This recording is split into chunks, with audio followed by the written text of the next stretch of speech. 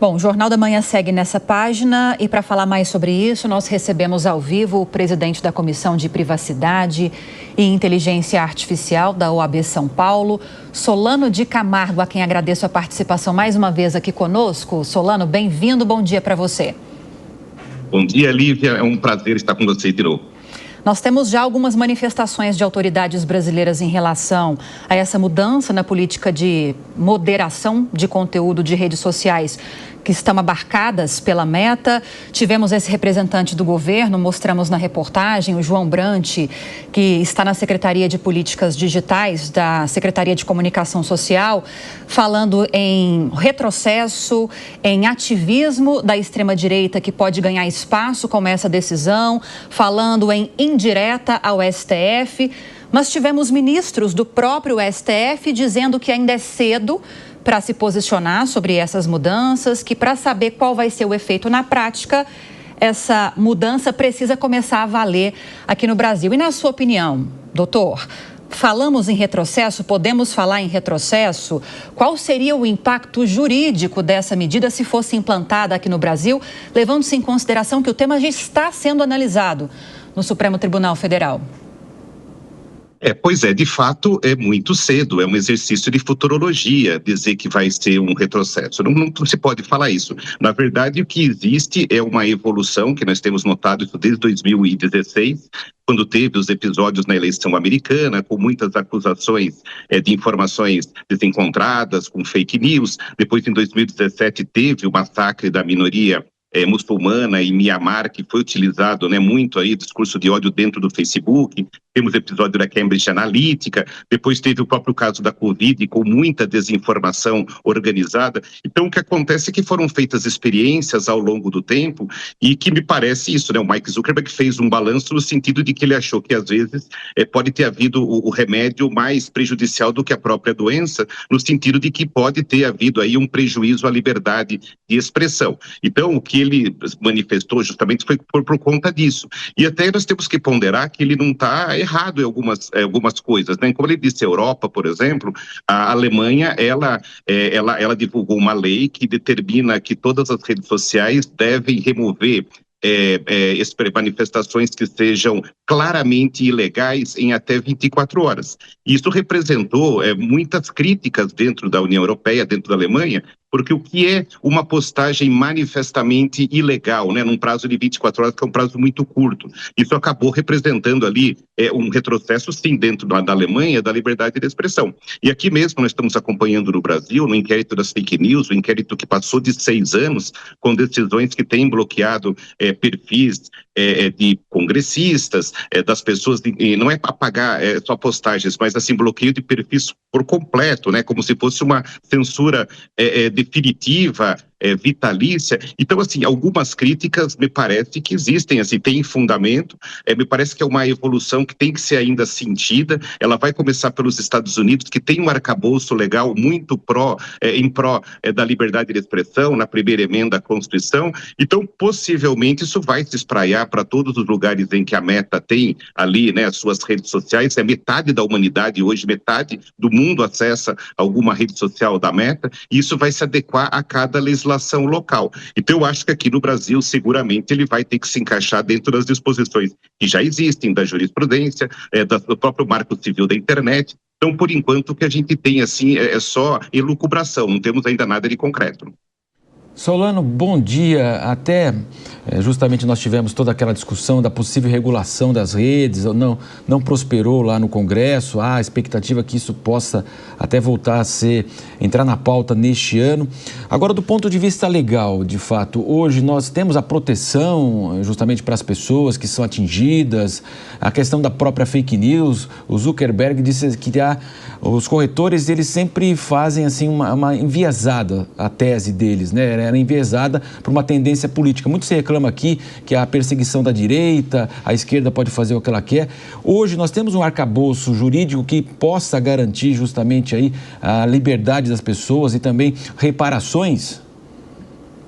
Olha, Marcelo, eu não tenho a menor dúvida de que o Brasil ele já tem um arcabouço não só jurídico, né, legal e jurisprudencial, muito amadurecido a respeito disso. Tanto que nós tivemos, por exemplo, agora recentemente, as eleições municipais aqui em São Paulo, com muitas acusações de fake news, de manipulação. A gente teve uma decisão judicial de primeira instância de um juiz eleitoral que suspendeu as redes sociais do candidato Pablo Marçal até o final das eleições, entendendo que ele estava divulgando muitas fake news. Isso aí é fundamentado na própria legislação eleitoral, mostrando que funcionou, né? Mesmo, por exemplo, aqui a reportagem acabou de mostrar as condenações, né, dos eventos do 8 de janeiro, você vê que a justiça foi muito rápida em conseguir debelar os atos antidemocráticos, punindo ali os invasores, conseguindo perseguir os financiadores. Então, isso mostra que, na verdade, nós temos todo um arcabouço que tem conseguido lutar na medida em que as coisas vêm surgindo.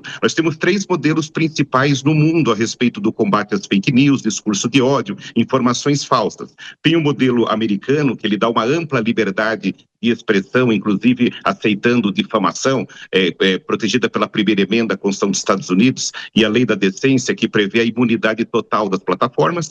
Tem o modelo alemão que eu citei, que obriga as plataformas a se anteciparem e elas a julgarem o que seria uma postagem criminosa sem que aquilo possa ser debatida. E tem um modelo brasileiro que eu considero mais avançado e que é muito elogiado pelos especialistas, que é o modelo da moderação judicial. Ou seja, quem decide se aquela informação é um discurso de ódio, é uma informação falsa, é uma incitação, por exemplo, ao suicídio, um assédio online, um cyberbullying, é o judiciário que determina ali o cumprimento das redes sociais, das ordens de remoção. Isso tem sido cumprido numa proporção absolutamente assim gigantesca. Nós temos milhões de conteúdos que são autorregulados pelas plataformas aqui no Brasil e outros tantos que são regulados pelo judiciário. Então eu digo assim, o que nós não conseguimos fazer é igual aquele filme, né, o Minority Report, quer dizer, prever o crime antes que ele aconteça, num evento futurista. O que a gente consegue é depois que acontece a postagem do discurso de ódio,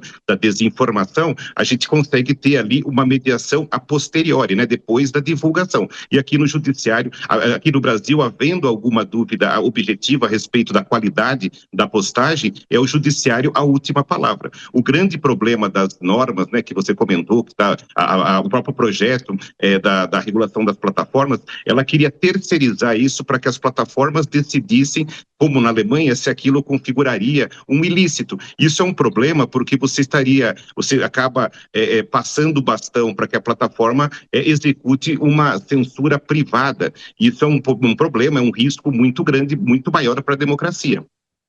Deise?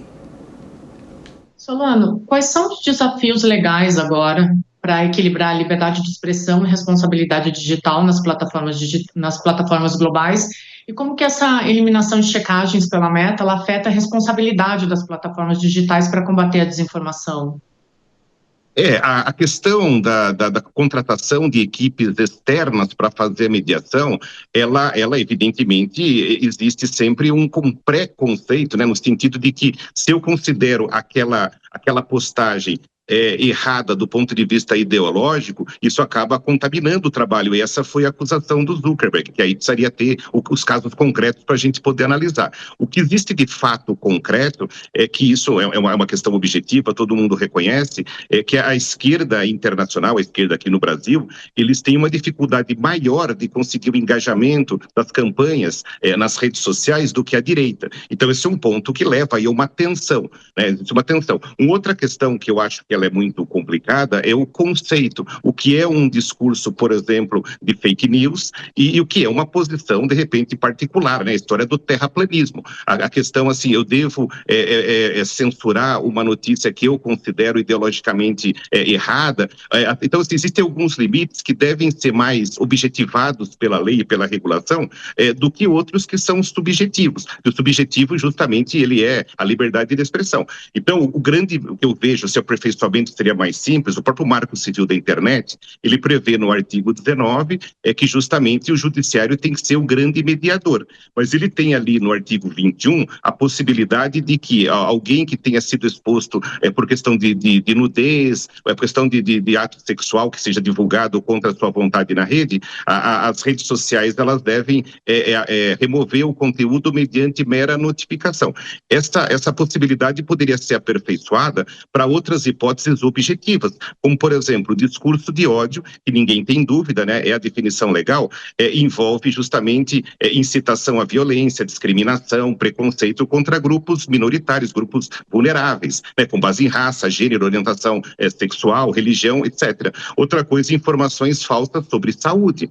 Outra coisa, né, incitação a suicídio, automutilação, assédio online, a cyberbullying, divulgação de dados sociais sem consentimento. Então, são situações objetivas que poderiam ser regulados e que, bem ou mal, já constam na grande maioria das regras das redes sociais. O grande ponto é quando se cria uma situação absolutamente subjetiva, que assim, a rede social tem que ela decidir se aquela informação deve ou não prevalecer. E isso existe um risco gigantesco da gente ter, sob pena de multa, que as redes sociais acabem se antecipando e removendo para que não sofram processos. Isso, com certeza, é um atentado à liberdade de expressão.